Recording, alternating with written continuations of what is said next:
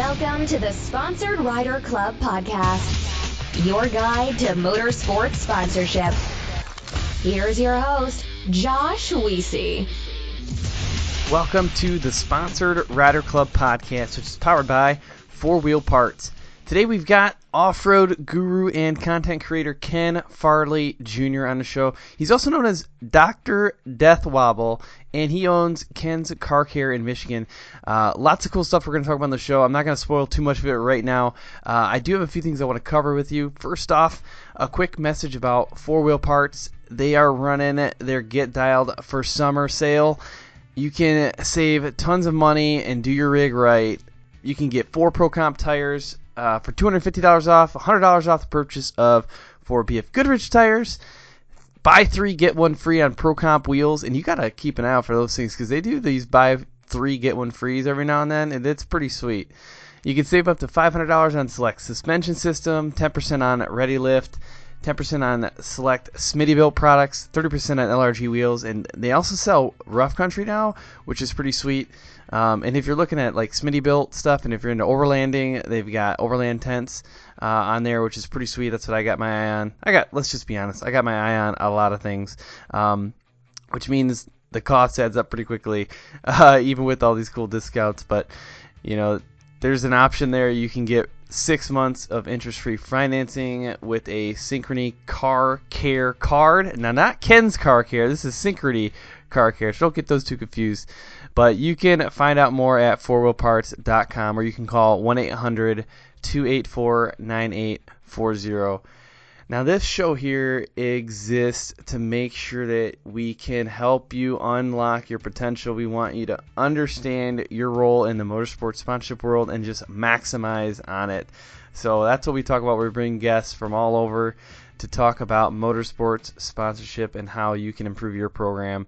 We do content creators, we do riders, we do racers, we do people from the business. You know, I do solo shows, check them out. If this is your first time listening to the show, go ahead and click subscribe so you don't miss upcoming shows. And if you've been listening to it multiple times and you haven't left a rating or review yet, please do so. Head over to iTunes and let us know what's on your mind.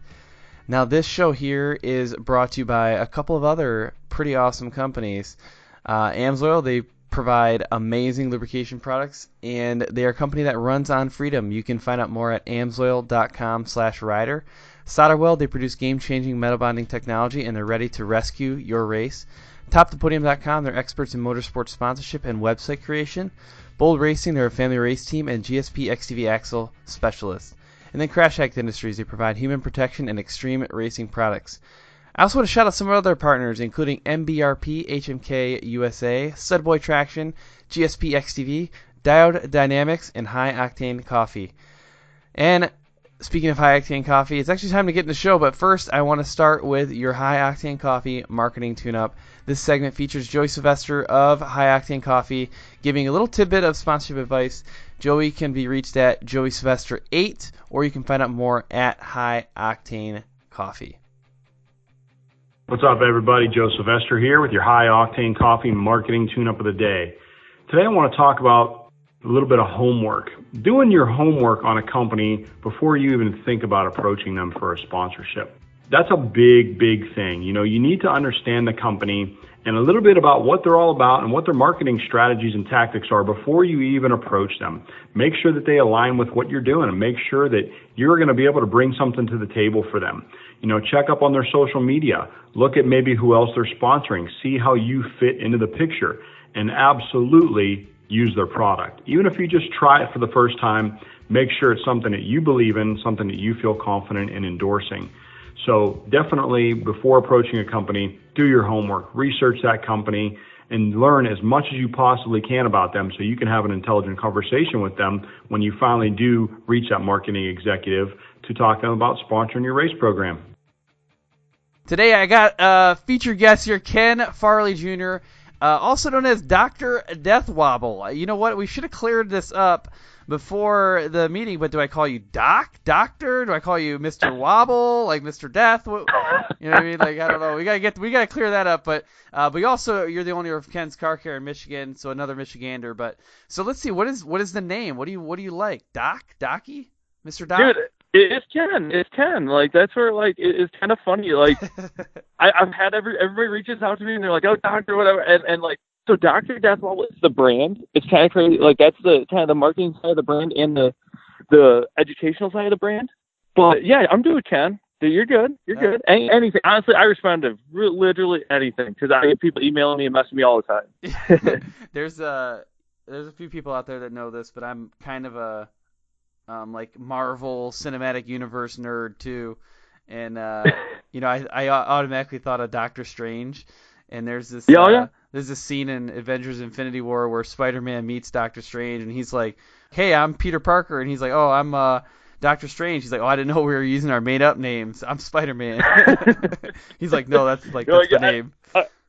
Dude, it's funny because I'm like, oh yeah, I'm just a guy that decided he was gonna be a doctor on the internet one day. So I mean, and then people start listening, and who knows what happens. Yeah, that's good stuff. Well, actually, that's actually probably a good lead-in here to your background. That's where we want to really get into the nitty-gritty details. I want to know about you. You know, what your story is. How'd you get into motorsports? You know, what's your path? So let's hear the whole deal, and then maybe we'll uncover, you know, how the doctor, you know, went through schooling and became a certified medical expert. No, just kidding. Let's go to the beginning, man. Well, so my we have a family auto repair shop that's been in business for over 20 years. Grew up as a kid. My dad took us four-wheeling in Jeeps ever since I can remember, and it was one of those that I kind of took it for granted that like everybody was out trail riding, or you know that their dad was taking them out on adventures every weekend. And that was kind of a cool childhood. And then we kind of went away from it, you know, as you get a little older. Mm-hmm. From there, I always worked at the shop. I moved on from there. I bought a Corvette Z06 and I was doing LS work, stuff like that, almost lost my driver's license, all kinds of fun stuff. And it was like, man, this ain't going to be sustainable. So got a couple of young daughters, and then like got to find something sustainable. So we got back into Jeeps, and it kind of just blew up from there, thankfully. And then in the past couple of years, I've built 4 SEMA rigs, and then some magazine featured rigs, and now it's kind of turned into, we built a learning platform to teach people about drivability on Jeeps, getting them to drive well. No, that's really good. It's you know, it's an interesting thing, people jumping into the Jeep world, or I mean, I say Jeep world because solid front and rear axles are just not a lot of vehicles that have those nowadays, you know. Yeah. And I mean, even for me, I had you know, independent front suspension vehicles for years, you know, and I got my JK, and I had to do a little bit of work to it to, you know, help with my alignment and stuff. I never had Deathwobble, but you know, I had all sorts of other steering issues that I had to clean up. And I look underneath this thing, I'm like, okay, what do I got to do? All right, I got this like 16 rods going back and forth. Like, why is there so much stuff going back and forth here? It's overwhelming. You know, and either way, like, it's amazing how many people don't know. Even some of the, you know, like the alignment shops. You know, you take it to some of these alignment shops, and they don't know. They have no idea. I'm like, okay, well, hey, you got to make sure the track bar is lined up with the drag link. They're like, wait, which one's track bar again? Like, no, get away, get back up. It can be super frustrating. It's really tough, that aspect of it. What I tried doing, my whole goal was to simplify everything. You know what I mean? Make it so, and I took it as somebody that never had to have a Jeep or anything like that. When I was done with it, whether you liked off-roading or anything like that, you understood the principle at least. If you understood the principle, you can fix anything. You know, and that's a lot of it that it came back at. And we just see it over and over all around, even like off-road shops and stuff like that. They just like that I think it got skipped over of the simple principles that to look for how to get a Jeep to drive well. And it's been pretty fun helping a lot of people, you know, educating along the way. Mm-hmm. Well, and it's kind of interesting too, thinking of like the stereotypes that are out there. You know, I think the old school Jeep stereotype is like, look, if you don't know how to do this stuff just naturally, if you weren't just born with this basic level understanding of how this stuff works, like, I'm not teaching you because you should just figure this stuff out the hard way like I did. And, you know, I felt like there's a lot of that going on out in the world. You ask somebody, actually, Facebook and forums and stuff, I think a lot of people have helped, but not everybody is helpful, right? Some people on there are like, why don't you just figure this out yourself? Come back later, try something, or they'll say something super super technical, or like 15 pages of like these documentations about how technical you need to be and measure this and do that and tweak that, and you got people that are like, I don't know, I just bought this thing and I can't steer it. I really have no idea where to start.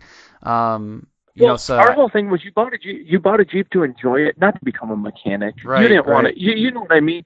And a lot of it. So my aspect of it was, I have a shop. I mean, that's what I do to feed my family is fix Jeeps and build Jeeps and stuff like that. Right. The only way I was gonna ever force myself to get better though is I've given out every secret I ever had. I will continue to, because every day it forces me to get better. If I want to get better, I got to learn every day. And it's been a pretty fun journey giving out, explaining all that stuff, because what I've learned, the more I explain it, the more I even understand it. Mm-hmm. Yeah, that's true. And it's been pretty fun. It's a good thing for people listening right now to pay attention to this part, because every racer or rider or Jeep driver or truck driver, whatever, has an opportunity to do something like this. I think that's a big benefit that social media has brought, and I guess just all the different types of media platforms have brought, is that you can take something that you're passionate about and you're good at. Let's say it's Supercross, right? You're really good at this at racing, and you got all these great network connections. While your body starts wearing out, or maybe you're not as good as some of the other people, you're not getting top 10, top 15 finishes, all of a sudden you take that and you build out some other type of platform. Like, let's say you're going to do your doctor suspension. You know what I mean? And you start building that out. Well, sponsors pay attention to that. Like, okay, wait, look, I can spend all this money and get a top 5 finisher, and which is great. Like, this is good stuff. Or I can take all this money, same amount of money maybe, get a top 15 finisher, and also get access to the Doctor Suspension podcast or whatever it is. And that's cool. It gives you that option to just expand your brand out, and it gives sponsors another avenue to market themselves too. Yeah, and I'll tell you the best piece of advice. Literally the best piece of advice I've gotten in the last couple of years was one of my friends, Connor. He told me this. He said, after this year at SEMA, I built, actually my personal Jeep I built up for it was one of the rigs I built, and the Jeep did very well. It got a lot of media coverage. It did every job we needed it to do. Got a full feature magazine, and it did very well. But after SEMA got over, and if you don't know what SEMA is, it's a huge automotive show for aftermarket. And it was one of those where you could see every week the relevancy of it was instantly just fading, just instantly quickly fading. And Todd called me out on it. He said, Ken, you got to know. He said, if you're valuable, you will always be relevant. He said, but if you're not valuable and you're relevant, he said, that window's going to close on you quick. And he said, then you see people get desperate. He said, you see them do, they're reaching out, trying to entertain. They're trying to do all this stuff. He said, just focus on being valuable. And that was literally the best thing I've ever had told me. And that's changed my whole mindset, because at that point, honestly, like, I was super stoked. This year I built, it's 3 rigs this year. Last year I built 1 for SEMA. And I was like, this is the greatest thing ever. This is great. After he told me that, and it opened my eyes up to a lot of things. I have a couple Jeeps I'm building this year for SEMA. Honestly, I was like, if I don't, it's not a big deal to me, because I know, I understand the value side of everything. Yeah, that's a good point, and it's hard to frame, I guess, your actions and your mindset around that, but it's pretty critical. It is. So, which one was your SEMA build this year? Your personal Jeep? Now, is that your Cherokee Chief? The orange one. Yep. It's an orange 79 Cherokee Chief that that's a Michigan vehicle, original. I found it. It'd been sitting for 15 years, and we kind of we brought it back to life, put an LS in it, and it's just the perfect level there's moss growing on the Jeep. So like when you see it in person, you're like, it's everybody. It was kind of fun because like we're at SEMA, it's a huge event, all this stuff, and everybody's walking through and they have that same thought. They're like, because it's sitting like literally 30 feet from it is a $200,000 Lamborghini, right? And the Jeep it's a rock crawler with moss growing on it, and you're like, is this guy serious? Everybody in the back of their mind, they're like, I don't know if he's really like, if he's just kind of trolling all of us, right, or not, but it's working. I don't know. Yeah. And it was kind of fun. So the Jeep was pretty cool. We found it, and we like kind of. I honestly, when I found it, I didn't want to build it. I was like, and my dad was telling me, he's like, you got it. He said, that's going to be it. And I'm like, oh, okay. And I finally, after some arguing, we're like, okay, yeah, I'll do it. Yep. The interior is mint. And that was the biggest thing is, so anybody from magazines, stuff like that came through, you look at the outside and it's perfectly patinaed. It's all real. It's all real moss growing on everything. But then you look at the interior and you're like, oh my gosh, like it's not even, like there's nothing wrong. It's not, no stains, and it's perfect. And it brings you back to your childhood. It's crazy just to sit in it, and you're like, it all brings you back. And it did, but for us, it was a marketing vehicle. It did exactly what it needed to do. Well, I got 2 comments on it. One is this, it didn't strike me until just recently why I like this vehicle. I had a toy truck when I was little, just a little metal, a metal Matchbox or Hot Wheels or something, and it was a red. I mean, it looked just like this but red, and I love that thing. And I played with that way too much. Like it was toast by the time I was done with it. I lost it at some point, and it's always bummed me out. And now I'm like, I just pulled your vehicle up again. Like, this is perfect. So that's one comment, is it's just like, it takes me right back to that one little toy that I had, like my favorite ever. Yeah. So maybe I need to get me one of these in the near future. So that's eBay, point man, one. eBay. Yeah. Right now. Heck yeah. So that's step one, or point one. The next thing is how you're talking about like the patina and just, like slight, what do you say, moss growing on it and stuff. I've seen another guy do this really well, and you may have, being a fellow Michigander, you may have heard of him, Nate McLean. He has a Papa Smurf, the Papa Smurf truck. Yep, I've seen that thing. It's sick. It's super just sick. so cool. Like he just, man, I don't understand how that stuff works out, or how, you or Nate made it work, but it just does. Like, well, there's this like kind of this unwritten thing that's kind of it's. But all of us kind of like grasp it that like, yeah, it's cool to build something like that's like $200,000 like craziness, like But also there's something that's like that I think a lot of it is it has a lot to do with your childhood of the old truck. Like you remember of like an old farm truck, and something about it just brings you right back, and it makes you feel so comfortable. I mean, mine.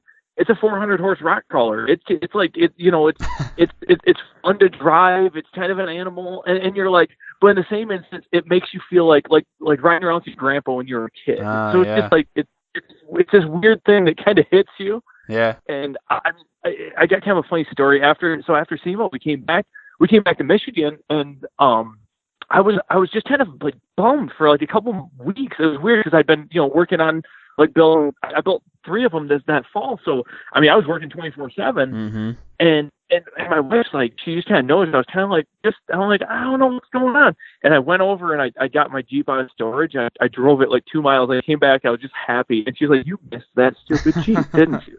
Like, it's funny, man. It is. It's just so funny how that old stuff does that. Yeah, that's a good point. Now I need to go spend more money so that I can feel more nostalgic. No, you try not to spend much. That's true. Like, and that was the crazy part. I had a kid like a message on Instagram. He's like, I put out this post. There's a picture of my Jeep out in Moab, and he was like, it said something about like adventures out there or whatever. And he's like, yeah, if I had a 6-figure rig, I could do. And I'm like, no, dude, you're missing this. Like, you're crazy missing the point.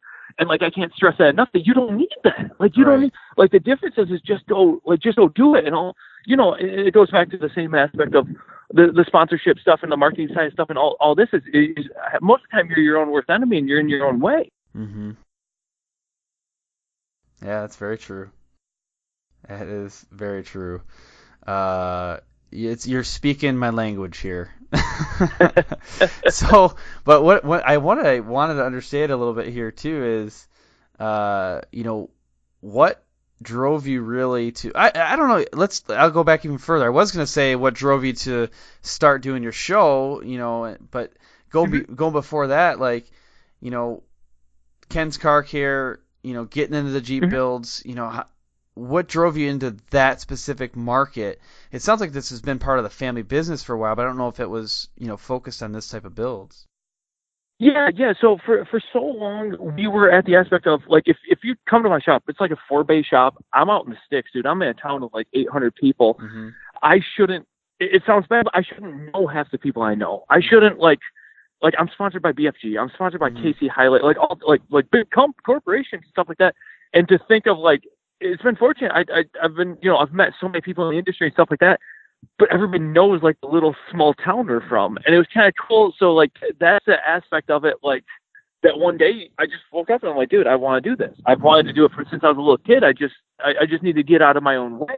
Mm-hmm. And, obviously any of this stuff, it's not easy, but it's much easier than staying in your own way and thinking you can't do something. Mm-hmm. Yeah, definitely. When did you first get into the SEMA builds? So what was it? It would have been, let's think. So 3 years ago, I went to SEMA my first time. I walked around and I told my wife, like, she went with me, and we're pretty stoked. No, it would have been 4 years ago. 4 years ago. Yeah, we went for my first time, walked around, looked at everything. And I'd always, like, read the magazines and stuff like that. I'm like, yeah, this is really cool. I looked at it and I said, within 5 years, I said, I'm going to build something. I said, I'm going to build something that's, like, featured here. And I was like, I need to. Just kind of for me. Yeah. And I said, I'll do it. I said, I got to find a way. And then, fortunately, the next year, there was a build that was going on down in Detroit, and they were getting their butt kicked. They were just behind. It happens. You know what I mean? Yep. And they're like, Ken, can you help? Instantly, I'm down there. I worked for 16 hours straight all the way through the night, helped them, got them going. And then instantly it was like, okay, what do you need for next year type thing. And it's been one of those things that, like, I've had it's just as much luck as it is skill, but a lot of it is the same old saying is the harder you work, the better your luck is. Mm-hmm. That's just how it is. And for a lot of it is you be at the right place at the right time. Some of it was, and then now it became, where it's like this year we got one that we're working on that's going to be, I think it's going to be pretty cool, but it's one of those that now, once you're in, you're in. Mm-hmm. It's hard to get in, but you put everything you got into it as soon as you get your chance. Mm-hmm. You've mentioned luck a couple times here, and I'll tell you my definition of it. I can't remember where I learned this from now, but it's luck is where opportunity meets hard work. Oh, absolutely. I was like, man, that's just, nailed it. Because I used to have people who've listened to the show for a while, they might be surprised by this. At least I kind of hope they are. I used to be a pretty negative person. I wouldn't admit to it. I really wouldn't. I mean, I thought I was like, no, I'm not negative. I'm realistic or something. I don't know what garbage I used to say, but, man, and I would self-sabotage on accident, right? I'd say, oh, well, this is something I used to say. I'd say, oh, we see luck, something's going to break. Like, for example, I had this problem with one of my old snowmobile trailers. And I kept blowing the front tire. I was like, oh, we see luck, and I was like, dude, what's going on here? And I found out, well, okay, I had my hitch set up wrong.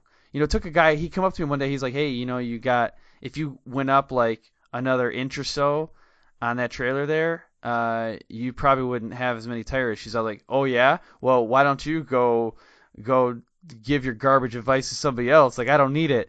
And then I bumped it up a little higher. And then while I was bumping it up a little higher, I looked at the tires and I was like, these are not the correct load rating. I just never paid attention, right? I just had some tires on there. I was like, whatever, it's the tires that were on there when I bought it. It's good. Okay, now we got somewhere. Now we see luck is just like we see not really paying attention to the details that make, trailers tow properly. And I I was like, okay, I fixed it. Never again. That was the last time I blew a tire on a trailer. I had that same one for like 10 years after that. Didn't blow another tire. And isn't that like it goes back to that? I'll be honest, I was the same negativity type thing where it was one of those. A lot of it stems from insecurity.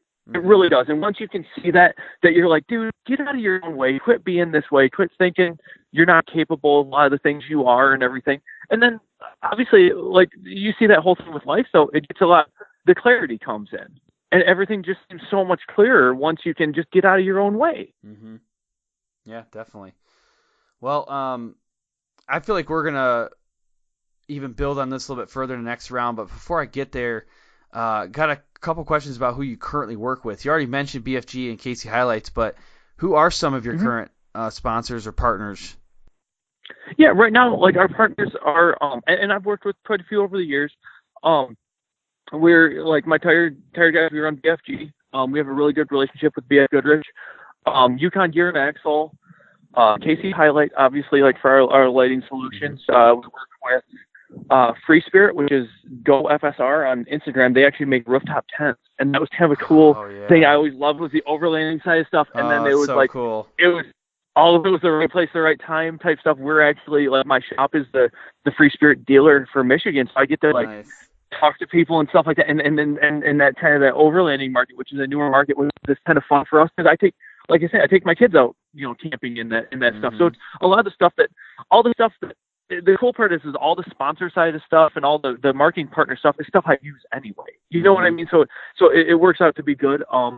MTX Audio, like Cobra, like Uniden, for like our communication stuff. SolderWeld on the last one. We've worked with Black Rhino Wheel. Yep. We've worked with Fox. We've worked like Fox Racing Shocks. Man, let me think, dude. There's Motor City Aftermarket. Oh yeah, they're out of Detroit. I built two of their. Actually, I built their last two SEMA rigs. Nice. And then so they're super good dudes. I love them guys. We've had a great relationship, and I'll end up, we have stuff working in the future. Yeah. Steer Smarts, they're out of Plymouth. I am building their SEMA rig this year, and we've got some really cool stuff in the works coming up. And man, I'm trying to think of Barnes 4-wheel drive. They make 4-wheel drive components, JCR Off-Road, which they're another guy out of Kalamazoo. I've worked with Warren Winch, Factor 55, which makes recovery gear. Just a lot of really, the best part of it is the people I work with is the stuff I use in the shop every day. Yeah. And so it's like we have really good relationships, and that's been great.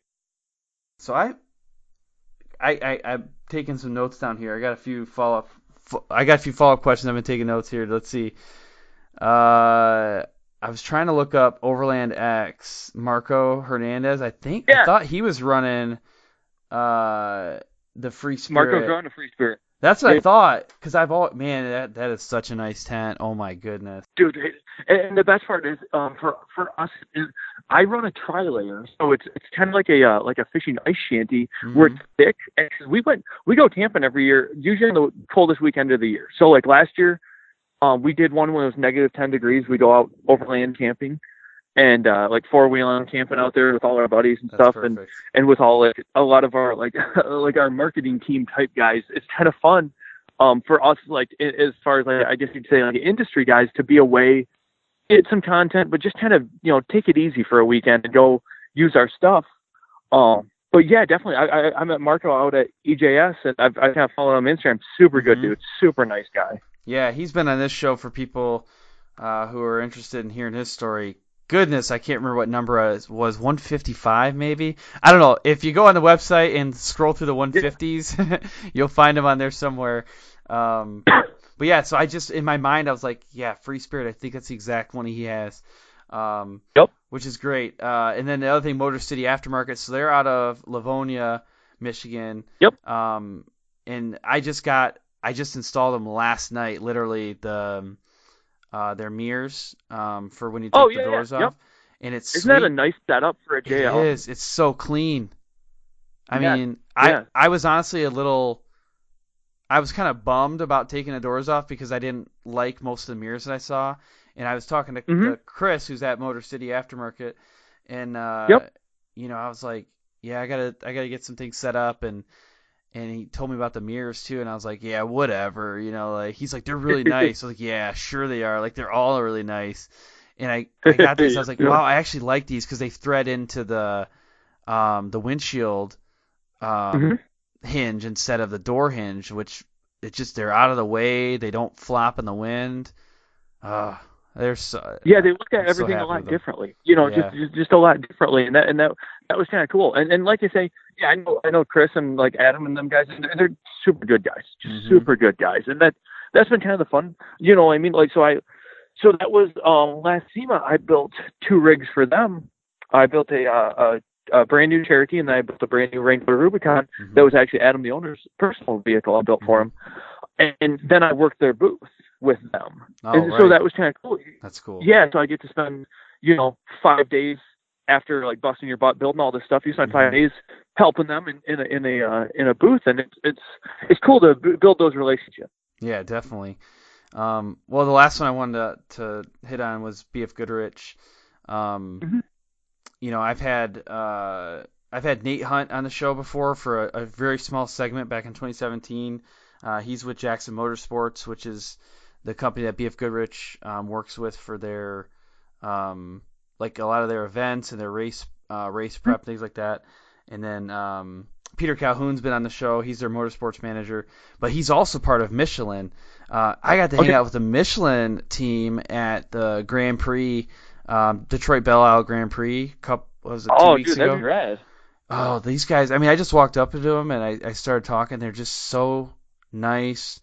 They took me in and showed me. So I operate a proving grounds out of.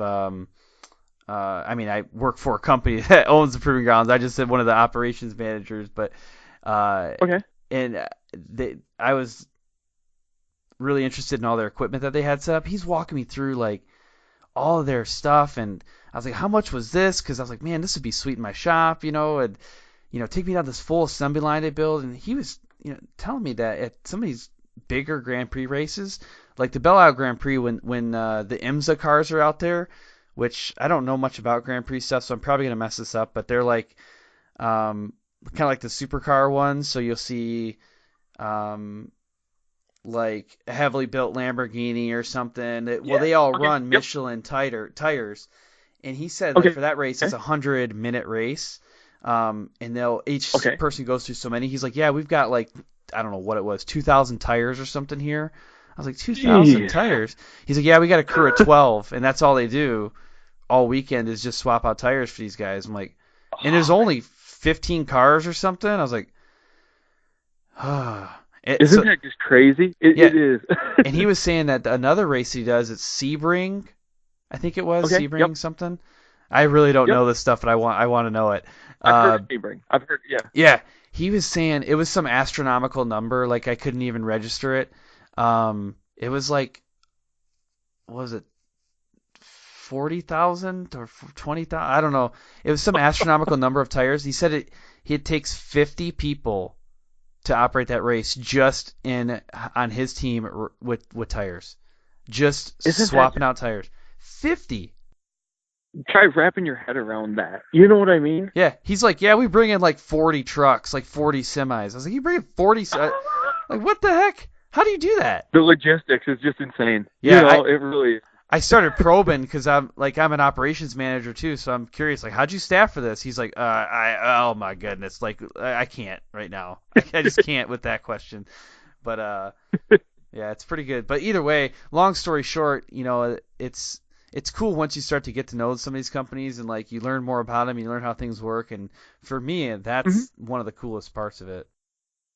Absolutely. And like you say, it's those really good relationships and seeing behind the scenes on everything. And it is, it's super fun that way. And I've had I was with a different tire company before BFG, and after SEMA this year, I wasn't really ready to switch, but after a couple months of going back and forth with them, it was like, dude, it was a no-brainer. I was like, and that goes with like, any sponsorship. It's one of those, I'm never one to jump ship. You know what I mean? I form a relationship, stick with it, but it was one of those, I heard all the right words. Everything was laid out the way I needed it to be.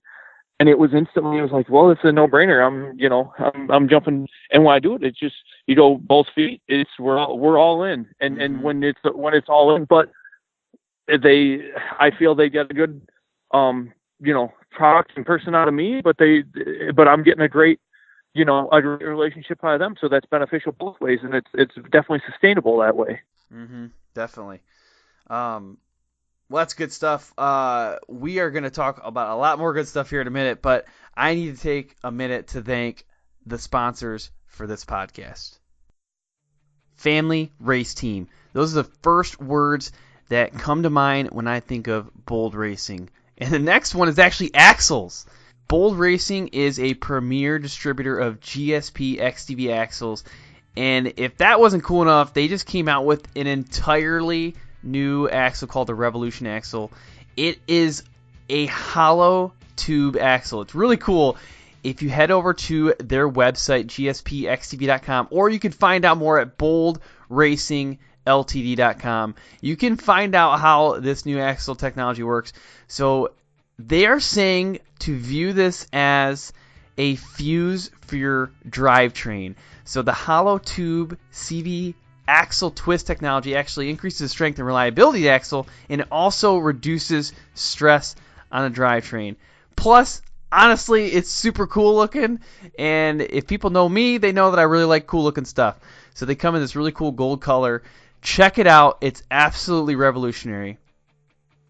Hey guys, George Hamill here to talk about SolderWeld's new off-road repair kit.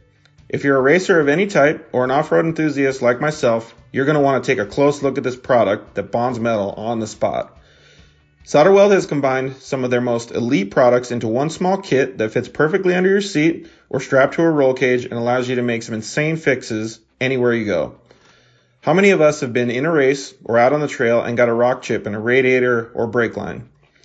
We have seen a top-tier desert race team at the 2019 Min 400 taken out by a simple rock to the radiator. If they had an off-road repair kit on board, they could have been back up and running in just minutes. The kit includes everything you need to work on dirty aluminum, stainless steel, copper, and many other metals. SolderWeld's cutting-edge technology allows you to make these fixes with extremely low heat and incredibly high tensile strength, leaving you a lasting fix every time. Don't be that guy broke down on the side of the trail. Get your off-road repair kit today, and your friends will thank you.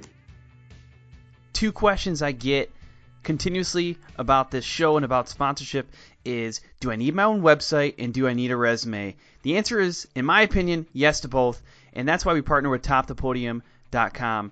Now, if you want to see an example of what a professional website and what a professional resume looks like, you gotta check out TopThePodium.com. They did my website. The Sponsored Rider Club Podcast website is sponsoredriderclubpodcast.com. That was created by Jeff Vanistall of TopThePodium.com. I think it's awesome. I get a lot of good feedback about it. And there's a number of other websites out there that Jeff has produced that are just phenomenal. So I think it's important in this world of social media where you have control of your content. That's what a website does. It gives you full control. We don't know what Facebook's going to do sometimes. We don't know what Instagram's going to do. We don't know what Twitter's going to do. So if we don't have that central location to direct people and house our content, there is some risk that we incur. So I strongly recommend getting a website, talking to TopThePodium.com. And then the resume, again, is massive. And if you want to stand out, get it done professionally. And honestly, it is one of the best ways to step up your game and present yourself in the best way possible. Let's talk about AMSOIL. Maybe you've seen them at Sturgis or the AMSOIL Championship Snowcross Series, maybe your local track. Maybe you heard about them on this show. They are all over the power sports world, and here is why they get it. They're a bunch of gearheads just like you and I. They're riders, they're racers, just like us. They're also chemists and engineers, which means they're good at making synthetic oil. That's what we want them to be good at. Their time at the track and on the streets, it gives them that first-hand knowledge of how tough equipment is on oil. Extreme heat, increased stress, high RPM riding, it all works against you and your ride to basically get you sidelined. But no worry, AMSOIL handcraft synthetic lubricants that fight wear and resist extreme heat so that you can get the most power and best performance out of whatever it is that you ride. Visit amsoil.com/rider for more details and check out their full line of products for anything that you ride. Safety is our overriding priority. I hear it all the time, but I have to ask myself, is it though? Is that the first thing we think of? Is that the first thing you think of? Over the past couple of years, we've seen the performance of production UTVs increase, somewhere around 350%. That means these machines give us a lot more opportunity to have fun and win races, but it also, unfortunately, gives us new opportunities to crash. And that's why we have partnered with Crash Addict Industries. The owner, Travis Pointer, became very accustomed to crashing early in his career. He saw it as inevitable, and he set out to make the process safer. With a passion for racing, welding, and engineering, Crash Addict Industries now produces full cage and other protection systems intentionally designed to protect you during an accident on the track. They also offer a line of human protection products through their vendors. Do this for me at this point. If you're racing with a stock cage right now, please go check out CrashAddict.com and at least see what they have to offer. Even if you choose to go with a different company, please make safety your overriding priority.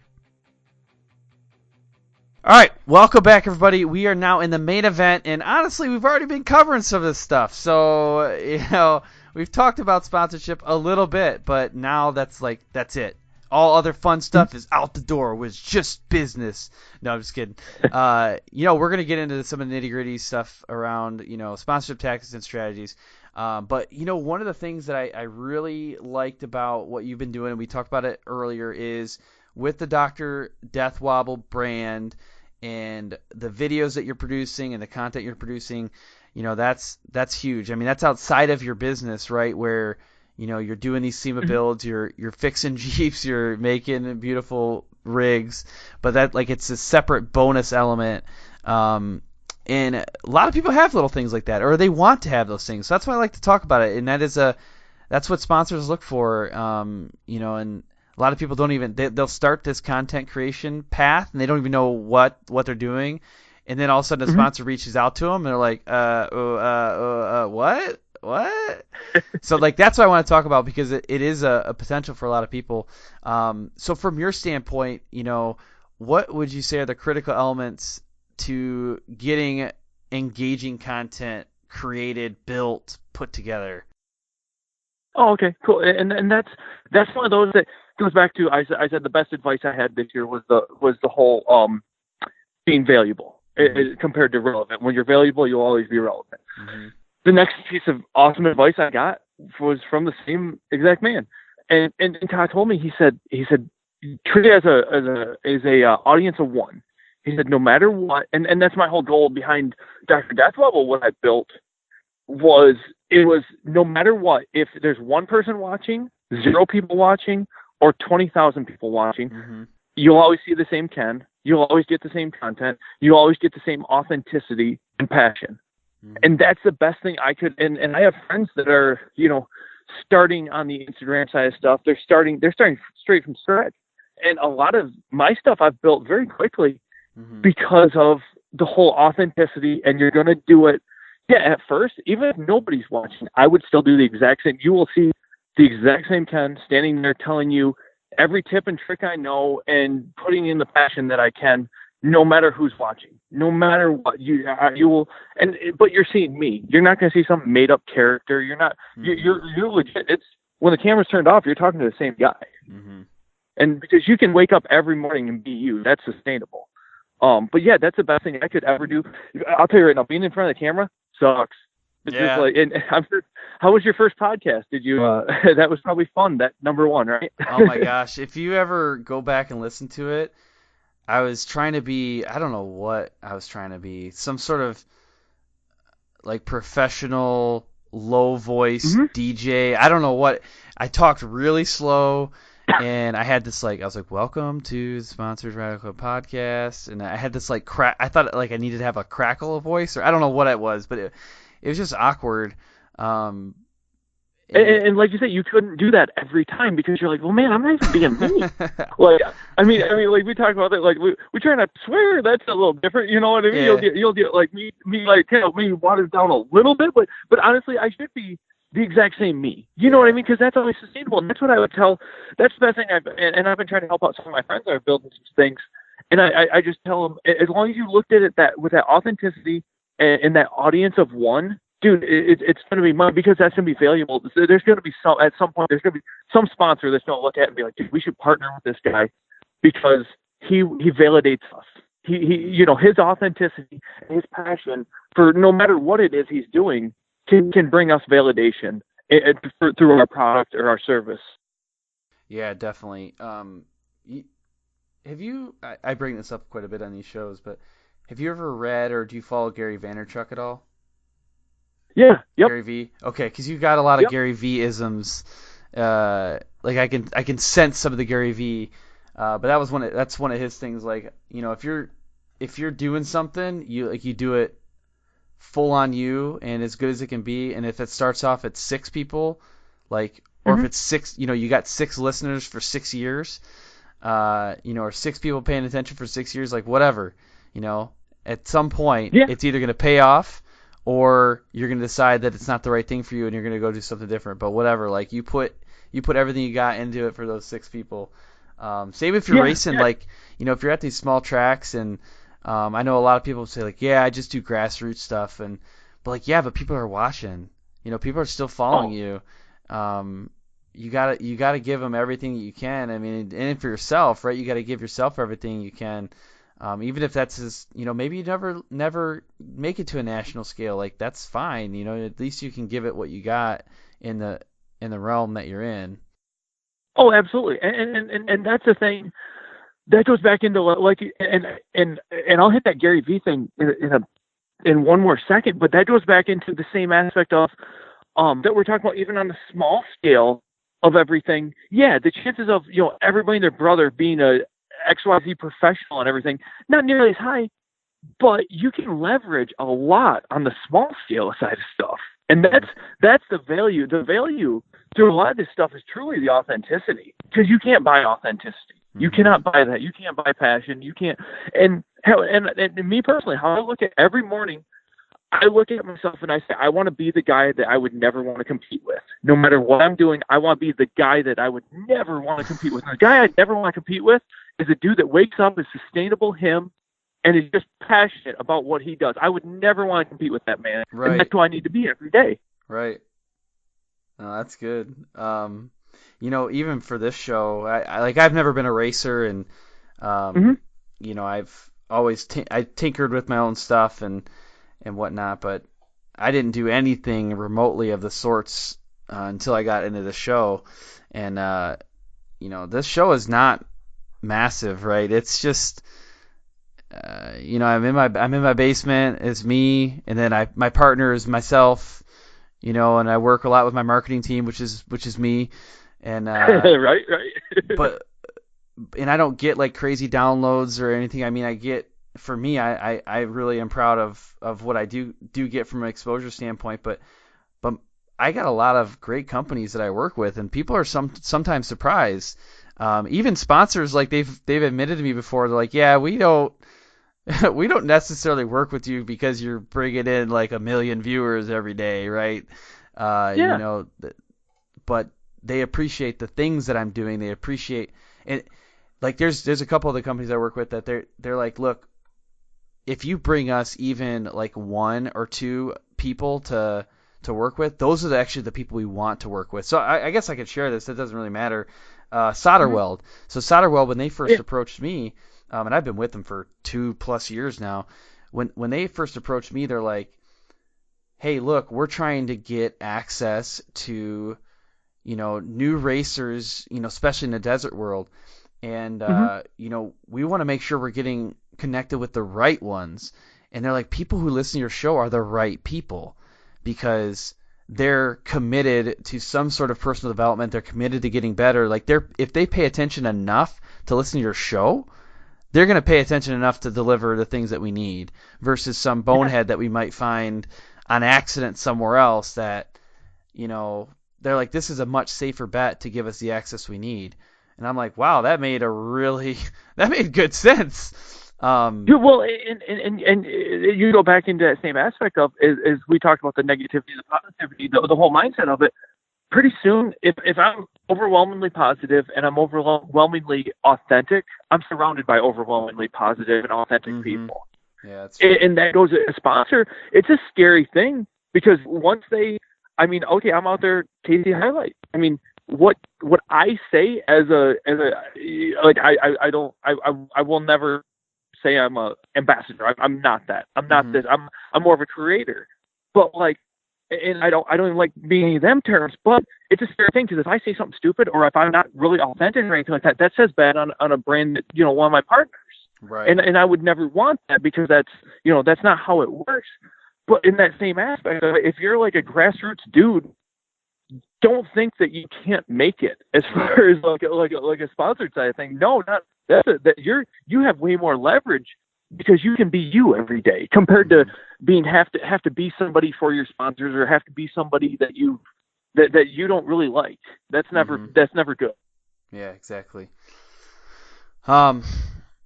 Yeah, so that aligns with what a lot of people have said before when I've asked them similar types of questions about what's the thing people need to be paying attention to, and that's authenticity about their brand and who they are. And it's not always easy. I mean, people say that and then they chuckle, right? They're like, ha ha ha, like I know who I am, and then you ask them like, who are you? And they're like, what? Right?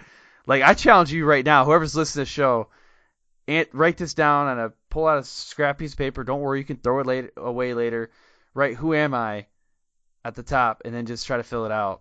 Tell me that you don't struggle with it. Like, tell me. And then if you say that it's as easy, no big deal, then either you've done this before or you are lying. But it takes a lot of time. Or put yourself in front of a camera and say, like, who am I, right? It's something else. Well, and then even the next aspect of it is what I've tried to wrap my mindset around is the people I surround myself with, the people I work with, all this stuff. Is what really matters is what they say when I'm not around. Mm-hmm. And that's the aspect of it even too is maybe I think I'm something. What really matters is what they think when I'm gone. When I'm not in the room, when I'm not, that's really, and who's going to stand up for you, who's going to, talk, something like that. That's really, that's a game changer right there because that's the honest truth. Yeah, definitely. So you put a lot of effort into your channel, and obviously you got a lot of great partners, and also with your, your actual build business and your garage. Mm-hmm. But how does all of that work that you put in benefit your sponsors? What are the things that, like, how are they actually benefiting from the work you're doing? Absolutely. So, and that's really my stuff. There's so many different angles we're hitting it on, and that kind of helps me with when somebody comes on board with us. What they're getting, they're not just getting like you say, a dude that's racing, and if he gets third place, great. No, you're getting. So my social media side of stuff is every week we're live on social media. We're making engaging posts. I work with different brands. I forgot. I worked with Rancho. I ran with, I worked with a lot of different brands. And like I say, in coming week, I think 2 weeks from now, we have a Rancho video coming out. Nice. Where, what I do is I do like install videos for them, and we'll give away product. And through me, I explain how the products work, and I give. And a lot of what my sponsors asked for was transparency. That's the biggest thing. They're like, Ken, we don't want you to tell somebody like that. If somebody asks you what suspension is the best, we don't want you to say it's XYZ because XYZ is like giving you one to give away or working with you or anything like that. They're like, no, that's and I completely believe that. That's a disservice to any customer or person out there. It's their job to make the best product for that person. It's not my job. My job is to educate you, and you make the best decision. So in that aspect of it, like I say, we're active on Facebook, Instagram, YouTube, and through the build. It's what they're getting from us is a big wide reach, And then the aspect of it is engagement and education through it, and they're getting validation on their components or their product or anything like that. And this is something that just kind of popped into my mind that I wanted to bring up. You had actually mentioned something. We were talking about the Jeep that I've got now in the pre-interview, and actually just to give everybody some context, I got a really bad sunburn today. As I've aged, I lose a little bit more and more hair up on the top, and I haven't really. No, dude, I cut it that way. That's how I cut it. Yeah, me too. Yeah. You got that same haircut, I know. Exactly. I know, same barber. Yeah, just exactly. But so I forget to kind of take care of that extra fresh skin up there. But either way, I got the Jeep, I got the roof off, and I'm just cruising and having a good old time. I got it really burned up in my head, but I was like, man, I need to get a sunshade. Actually, you said it. You're like, do you have a sunshade? I was like, no, I don't. But then we started talking about, there was one brand that came to my mind right away, and that was Alien Sunshade. And I mean, I wrote it down before anything else, but now I don't know anybody at Alien Sunshade. But like when I scroll through social media, because I have a separate social media page for just my Jeep, and when I scroll through there, I know, especially since I pay attention to this stuff, but like I know there's a lot of people out there that Alien supports, whether they give them discounts or whatever it is, and I see that brand all over the place. Well, right away it came to my mind. I'm like, that's what I'm buying. I mean, I don't want to research any right now. You already actually told me a couple other benefits that could go along with making that work, with potentially getting a logo and stuff on it. But like off the top of my head, I was like, well, I'm just gonna buy Alien Sunshade because everybody has that. It's less risky. I see it all the time. Like that was a successful marketing campaign right there. It's social proofing right there. It is one of those of saying, well, man, all these people are using it. It must be good, and I believe it is a good product. But you know what I mean? It makes you feel a lot more comfortable with that. Right. It feels like it lowers the risk, and I mean that's the whole point. Like even going to these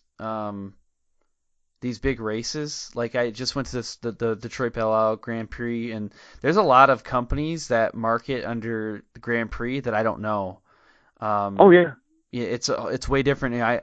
I was talking to some of the folks there because I run my mouth with, and I'm pretty extroverted, so like I just walk up to anybody, and I was like, man, I know the off-road world a lot better. I can walk up and you go to like Vegas to Reno race or something, and I can see. I'm like, oh yeah, what's up, guys? Like I know you, and I'm at Belle Isle Grand Prix, and I'm like, I don't know, what's that company? What do they do? I don't know. It sounds cool. You're like, I don't even know the name of this place. Right, I can't even pronounce this.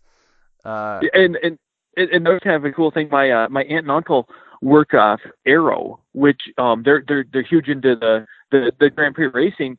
It's a massive company. I don't know what the company does. I know what their logo looks like. Right. But then what I started doing is I was like Googling these things and looking them up. I was like, I gotta know what this is, and that's the point. That's it. Like that's why they do it, right? It's brand recognition, brand awareness, and then next time, who knows? Maybe I'll buy one of these things. Actually, after that Grand Prix, if I'm buying anything, I want to buy a Lambo. Like, oh my gosh. They had so good, right? They had these two Lamborghinis racing, and this is in the same series that Juan Pablo Montoya is in, which I think he's probably the most recognizable name in that exact group. And like they had Cadillacs out there, they had Acuras, they had Audis, they had all sorts of these supercars. But I'll tell you what, buddy, when those Lambos come through, they're like, woo, woo, woo. I was like, oh man, like there was me and another guy there that we were videotaping the Lambos every time. They just nailed it. The sound is perfect. But sorry, that V12, it just sings, doesn't it? It's amazing. I gotta be honest, I didn't like the way some of the other cars sounded at all.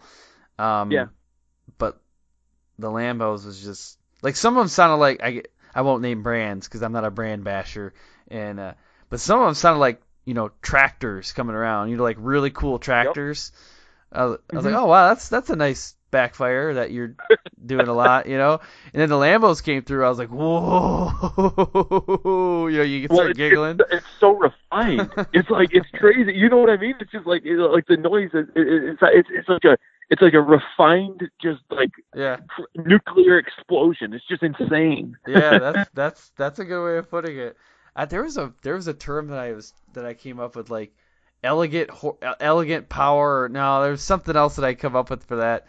I'd use it to define, because I feel like my snowmobile has this like refined, elegant power. I don't know what it is, but I came up with this great term a while back and I forgot it. But either way, we'll move on. Lambos are cool. Love the sound. I want one. Brand recognition is important, and that's how you can drive value for your sponsors. Boom. Summarized.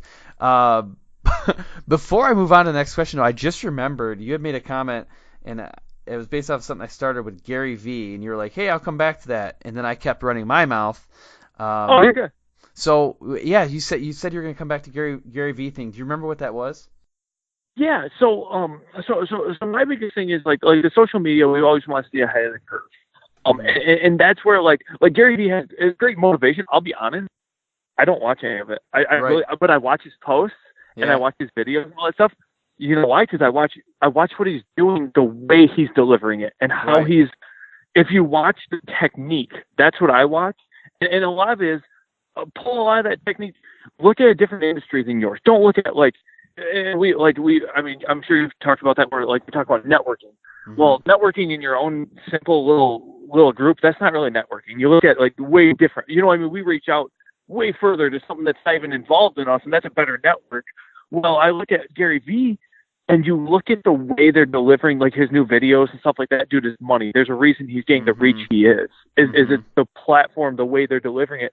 So if you need like insights on watching the new, as the algorithms change on social media, if you want, all that stuff, that's one of the things that can definitely help you is follow somebody who's huge and doing very well and pick up some of those little things, because it'll help you deliver much better and get a lot better reach out of what you're doing. Yeah. So I actually don't listen to as many podcasts anymore as I used to, which is kind of weird because I do one, but I used to listen early on to a bunch of them, and there was like, if you were to look at my show and compare it to some of these other ones, you could piece together like 5 or 6 shows and kind of get where I pull some of my style from. It's like I found a couple of people that I really liked. I took some notes how they did it, and then I kind of just put in my own personality. And some of them I listen to, some podcasts I listen to, I'm like, no, there's no way in the world you're going to catch me doing it that way. And, and those shows are much more popular than mine, but like, it's just not me. But there's other ones though that, outside of my world, outside of my industry, I've just kind of paid attention to that stuff and kind of pulled it in. Yeah. And it's cool because it just gives you a fresh set of eyes too. You know what I mean? You can see other things that are working, and just the biggest thing is staying ahead of that curve. You know what I mean? Because everything moves very, very quickly, quickly. Yeah, this is okay. I'm going to say a couple things here. It's going to make probably a lot of people upset. The first part won't. Second part will. So the first part is that's why I do all sorts of different types of guests on the show. I try not to have the same guests back to back. And when I say same guests, I mean different disciplines and also different backgrounds. But I try to pull in, like I got my next show after this, assuming everything goes as planned, I'll have my first karting driver, like I mean, they are go-karts, but they're like super awesome. Dude, they ain't go-karts. Dude, I thought, I'll tell you a little story. I thought I was going to do that at one point in my life. I was like 19 or whatever. I'm going to go do this bunch of tracks. I'm like, nope, I'm terrified. I'm out. Them things are crazy. But yeah, so like I've had jet ski people on, NASCAR, motocross and ATV and Jeepers, and in some way, shape, or another, they're all the same. They're all doing the same type of thing. Some people race. Some people just purely do content creation. Some people do both, but very, very similar. And I want, at a minimum, I want people listening to the show. Like, if you are a desert racer right now, I would love for you to go listen to the Backcountry Snowmobiler show if you've not done it before. it's similar enough where you're gonna be like, I can relate, but it's different enough. You're like, oh yeah, I could do that. So that's step one that people are gonna like to hear. So if you're listening right now, I challenge you. If you've never listened to another discipline on the show, or like, I know some people, backcountry riders, only listen to the backcountry stuff and they love it. That's great. Keep doing that. Why don't you throw a 5-star, rating at us too? That's no big deal. But keep doing that. But go grab one of these Jeeper ones. Well, I guess if you're listening to this one and you're a backcountry guy, you are doing that. So high five. But that's step one here, and I think people are like that. The next step. Should I even say this? Yeah. You like hurt some feelings. I like hurting feelings. That's fun. We might hurt some feelings. What we're doing here in the motorsports world is not too much different from what like a lot of the people are doing out there, influencers for like makeup and absolutely. I'm trying to think of just all the random UGG boots, watches. I mean, it's all very, very similar, especially with social media. I mean, now those folks don't get into like as much competition type stuff. Let's say if you got an Instagrammer that, let's say mid-30s female, really into like bags. I don't know, I'm trying to think of something here, but like really into like super nice bags that by some really nice designer. They can build out this like amazing, content, and they can talk about their bags and how amazing their bags are, or all the challenges they've had with their bags, and like they can make a living off of that stuff, right? And it's honestly a lot of the same stuff. Now they don't have the same competition as a lot of us do, right? They're not taking their bags to SEMA, or they're not taking their bags up a hill climb, but still it's the same kind of stuff. Oh, absolutely. No, you're absolutely right. It's the exact same type of stuff. And here, if I could touch on like the content creation, this was something. We were talking about your first podcast. Super hard. My first video, dude. I was taking shots before it. Like I was like, I do not want to do it. I knew I had to do it because I was forcing myself. I was going to challenge myself because I'm like, dude, this is your next step. This is what you're going to do. You ain't gonna like it. Ain't gonna be fun. But every one you do is substantially better. And it's just, you got to do that first one to have your bad one out of the way so you can get better.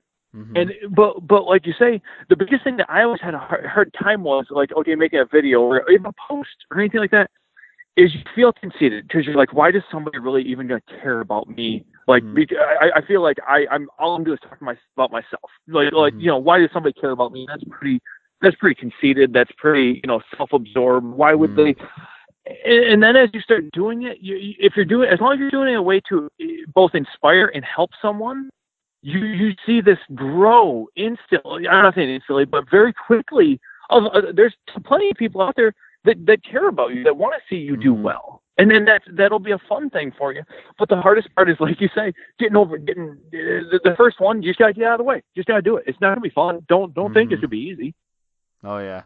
I know my first live show, I did the same thing. And I'm not a big drinker, so I was like, I was telling my wife, I was like, I'm nervous. She's like, you're fine. She's all super positive. You're going to do fine. I was like, oh, yeah, you think so? No, I'm gonna fail. And 1 million people around the globe are going to laugh at me, right? Then like realistically, maybe 10 people are going to, see it, right? But yeah, I did my first live show and it went really well, way better than I was expecting it to. And I was like, this is kind of fun. But I still get nervous. I think I've done like 30 live shows now or something. And I still get nervous for those. But most honestly, I've gotten over a lot of myself. It's more of the technical difficulties. I really can't seem to get away from some sort of weird technical issue on Facebook Live. But well, I'll tell you right now. I was on Instagram Live a couple hours ago. We go on, like I say, every Friday night. I go live on Instagram Live. And I had my first person that, like, one of my friends, we were going to be talking. She lost her cell phone connection and like instantly, poof, she's gone. So I'm like, okay, well, I sort of just gave it up. Instead, I'm texting buddy. He's like, okay, who's wearing a shirt and can go live on Instagram right now? Type thing, like, listen. And then my next buddy, okay, he lost cell phone. But you don't give up. It's not like it's the end of the world. It's just that, like, you know how it is. There's always going to be that anxiety. It's just the biggest thing. Is as long as if you're going to do something that if we want to look at competition wise, is you're going to do something that your competitor isn't going to do, you're ahead. Like that's instantly you're instantly ahead. And that's it. Okay, look at a grassroots style of it. Most grassroots guys aren't going to go on live. They're not going to do videos. They're not going to do, well, that's going to be the difference. So for me, that's an easy spot. That's where my competitor's not standing there. That's where I want to be. Exactly. And then what starts happening is you do those sorts of bonus items. You get a following, and then all of a sudden you get people reaching out to you. Maybe you get a little bit more money. You can upgrade your bike. You get more track time to practice, or I don't know, whatever ends up happening. And all of a sudden you're winning more. Like, whoa, how'd this happen? Like, absolutely. Well, hey, I think we could talk about this forever. And I do think we need to do a live show together at some point so that, you and I can both lose self-service at the exact same time, and go from there. But no, I kind of want to wrap things up. Like, this is funny. Like, nobody gets to see my outlines ahead of time. It's very rare that I actually follow all the outline. But this one, we were like, we just crumpled most of it up and tossed that in the trash can. We're like, oh yeah, outline, you think you can control me? You think you control me? Get out. But no, we got a lot more to talk about. And I think we can catch up on a future show sometime. But let's wrap things up right now at the finish line. If you had to leave one piece of advice for people to take away from the show, what would that one piece be? Man, that's gonna be the best advice I've gotten. Like I say, is if you're valuable, you'll always be relevant. If you're valuable, it's gonna be a short window. So, like you say, if you're winning races right now, yes, you're relevant. But if you're valuable, that's gonna be a lot. You're gonna be relevant for a lot longer. Yeah, definitely. I wrote that down. I'm also a doodler, so I have my own little notepad. People see it every time I do a show, I'll take a picture and post it up and say like, on the line with Dr. Deathwobble, and usually my little pad's there. As these shows go, I look down, I just looked down, I got a mess load of garbage just written everywhere. I don't even know what this stuff is, and I don't even remember doing it. It's just like, what is this? But either way, I wrote that down. If you're valuable, you will always be relevant. So if you didn't say that as your one thing, I was going to be like, no, false. This is your one thing. If you're valuable, dude, it is good. It is good. He's one of my very good friends. He's a great guy, and it helps. It just helps so much because you can base everything off of that. With that one aspect right there, you can base everything, and that's how you create something valuable and it's not very much fun to compete against. Yeah, no, that's good stuff. What's the best way for people listening to connect with you? For me, Instagram, Dr. Deathwobble, Facebook, Dr. Deathwobble, and then we have a group on Facebook, which is the Dr. Deathwobble Learning and Understanding Group. And that's another thing that if you're a social media guy and you don't have a group, you need a group. And I don't think I'm a part of that one. Dude, ask to join. I mean, we might accept you. I don't know. As long as I can get in there, I'll post up some cool picture of like a broken vehicle or something. There you go. That's a super easy way. Definitely on those two. And then I have drdeathwobble.com. Is that website will be ready in the next month or so. Nice. There it is. Dr. Deathwobble Learning and Understanding Community. Man, this is just like this. I already feel welcome. I'm not even part of the group yet, and I feel welcome. Yeah, I do like. Facebook in general, I've been struggling. Me and Facebook are just we're having a little bit of an out right now. We don't see eye to eye anymore. But the Facebook group thing is really good. I use groups for. Well, like you say, the algorithms are changing every month, and it's one of those you got to keep up on. It's very difficult. Yeah, it is. It's very valuable. I do think that if you have something to talk about and there isn't already something out there, or if there is something out there and you think you could manage it better, like create one of those groups.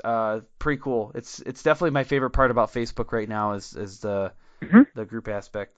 Well, cool. I really appreciate you taking the time to chat tonight. Like I said, I think we could talk about this forever, which is kind of why you and I both have content shows and we just talk about stuff forever. Right. But so I really appreciate your time though, but I'm going to leave you with this. Have fun and ride safe. All right. Thanks. Thanks for listening to this episode of the Sponsored Rider Club podcast, which is powered by 4 Wheel Parts. Be sure to subscribe so that you don't miss any of our upcoming shows. Follow us on social media as well. That's where we share a lot of information and upcoming guests for the show. Pay specific attention to our Facebook page. That's where we do our live shows 2 each month. To get some insider access and upcoming guests, you can also check out the Sponsored Rider Club on Facebook. That also offers a forum for best practices sharing, so you can ask questions and get answers from the motorsports community. A special thanks goes out to our sponsors, 4 Wheel Parts, AMSOIL, SolderWeld, Bold Racing, TopThePodium.com, and Crash Addict Industries. I also want to shout out some of our other partners, GSP XTV, MBRP, HMK USA, Studboy Traction, Diode Dynamics, and High Octane Coffee. I look forward to serving you again next week. Until then, have fun and ride safe.